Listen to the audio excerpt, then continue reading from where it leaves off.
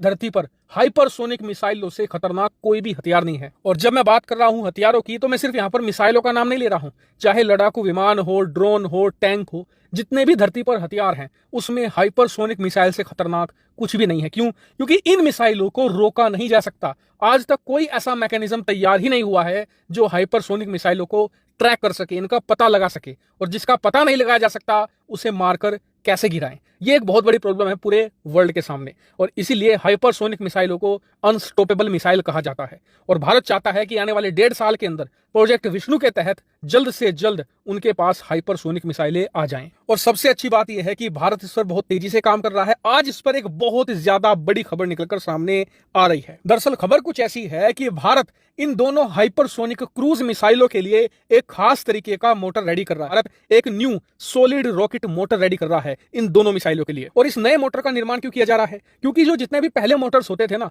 उनसे कहीं बेटर इसकी फ्यूल कैपेबिलिटी होगी। साथ ही इसमें कहा जा रहा है कि एक नया फीचर यानी कि थ्रस्ट वेक्टरिंग कैपेबिलिटी भी जोड़ी जाएगी। वहीं सबसे खास बात इस मोटर की यह है कि इसकी वजह से मिसाइलों की रेंज काफी बढ़ जाएगी। पहले अंदाजा लगाया जा रहा था कि भारत की जो पहली हाइपरसोनिक मिसाइल होगी उसकी रेंज 700 किलोमीटर ही होगी। हालांकि 700 किलोमीटर भी अच्छी खासी होती है, पाकिस्तान को बहुत अच्छी तरीके से टारगेट कर सकती है। लेकिन आप जानते हैं कि भारत के लिए अब पाकिस्तान इंपॉर्टेंट नहीं है, हमारा मेन टारगेट है चाइना। और इसीलिए इस नए मोटर का निर्माण किया गया है, जिसकी वजह से इस मिसाइलों की रेंज अब करीबन 3 गुना ज्यादा बढ़ जाएगी, यानी लगभग 2500 किलोमीटर तक इसकी रेंज होगी। और चीन के जितने भी मेजर सिटी हैं, मेजर इंडस्ट्रियल हब हैं, उन्हें अरुणाचल से बड़ी आसानी से निशाना बना देगी। लेकिन आपको एक एडिशनल जानकारी ये दे दूं कि जो ये 2500 किलोमीटर वाली हाइपरसोनिक मिसाइल होगी ना, ये रेंज सिर्फ लैंड अटैक वेरिएंट में आएगी, यानी कि जो जमीन से जमीन पर हमला करेगी।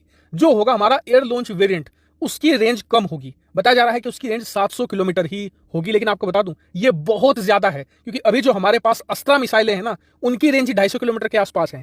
उनसे करीबन 3 गुना ज्यादा रेंज होगी इसकी। और वायुसेना में ऐसी मिसाइलों को लॉन्ग रेंज मिसाइलें कहा जाता है। जिस भी मिसाइल की रेंज 300 किलोमीटर के आसपास होती है उसे लॉन्ग रेंज की श्रेणी में रखा जाता है, जबकि ये तो 700 किलोमीटर से ज्यादा की रेंज वाली होगी। और आप जानते हैं कि जो एयर लॉन्च मिसाइलें होती है ना, उसमें रेंज इतनी मैटर नहीं करती। क्यों? क्योंकि मान लीजिए आपकी मिसाइल की रेंज 100 किलोमीटर है, दुश्मन 200 किलोमीटर पर है, तो आप अपने लड़ाकू विमान को 100 किलोमीटर ले जाइए। ऐसे में एयर लॉन्च मिसाइलों के मामले में इतनी ज्यादा रेंज मैटर नहीं करती, क्योंकि लड़ाकू विमान की वजह से रेंज ऑटोमेटिकली बढ़ जाती है। हालांकि ये एक बहुत अच्छी खबर है कि मोटर डेवलपमेंट में आ चुका है, क्योंकि इंजन एक बार तैयार हो जाए तो मानकर चलिए 50% काम पूरा हो गया। और 50% काम भारत ऑलरेडी कर चुका है, क्योंकि डिजाइन वगैरह सब कुछ रेडी है। हमने हाइपरसोनिक टेक्नोलॉजी के 3 टेस्ट ऑलरेडी कंप्लीट कर लिए हैं, यानी कि हमारा हाइपरसोनिक प्रोग्राम बहुत सही डायरेक्शन में चल रहा है। और 1.5 साल के अंदर हमारे पास एक बेहतरीन हाइपरसोनिक मिसाइल मौजूद होगी। वहीं मैं आपसे कहना चाहूंगा कि हाइपरसोनिक मिसाइल को लेकर बहुत सारी अपडेट आने वाली हैं, तो ऐसे में आप चैनल को सब्सक्राइब कर लेना। फिलहाल इस वीडियो में इतना ही है। Thank you very much.